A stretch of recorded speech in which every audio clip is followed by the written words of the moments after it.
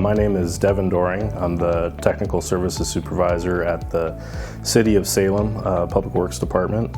We have 3 wet utilities: drinking water, stormwater, wastewater, the transportation network, as well as parks. So it's quite an infrastructure. Our story really begins with just thinking of PI as being a middleman between our critical infrastructure and our end users, our engineers who still need to see the data.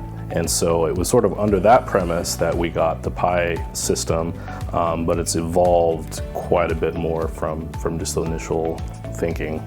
So last year we had a cyanotoxin scare in the city of Salem, and we needed to do everything possible to prevent this from happening again.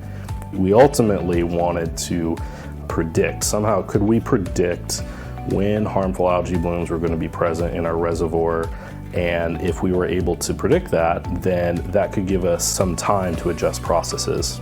We reached out early to Oregon State University, and we've been working since about August of 2018, putting together a very sophisticated model of predicting harmful algae blooms in Detroit Reservoir in Oregon.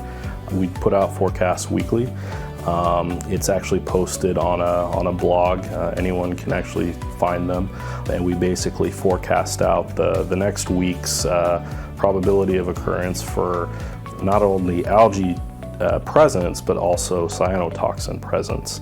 We're trying to get maybe to a month-long forecast, but that requires more data, and that's one of the things that PI is helping us to achieve. There's sort of this aha moment that PI has given us to now think about looking at data in the past, what is going to happen in the future.